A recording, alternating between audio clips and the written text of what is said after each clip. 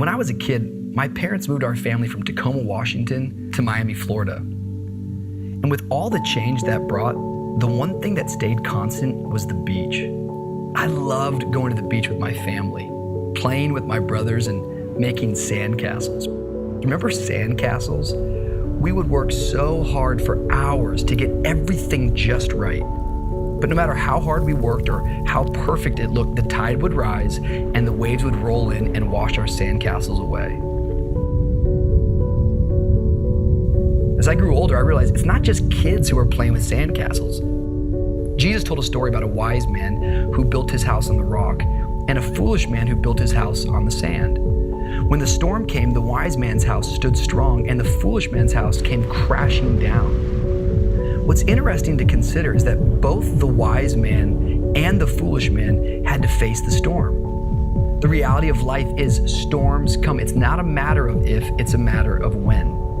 And I've learned that though we can't prevent the storms of life, we can prepare for them. The question is, what are you building your life on? Our world is full of shaky foundations.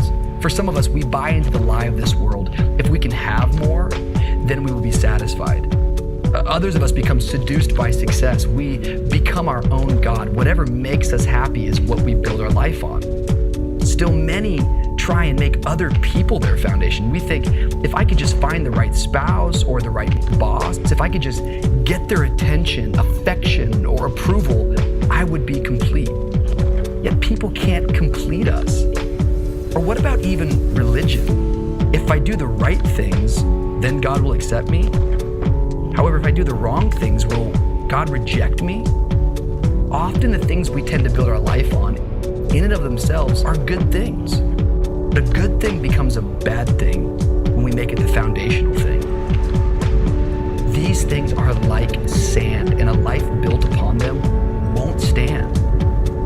This is why Jesus came, not for a makeover, but for a takeover of our lives. He claims to be the solid rock, the King of Kings and Lord of Lords, the only thing that won't shake in the midst of a storm.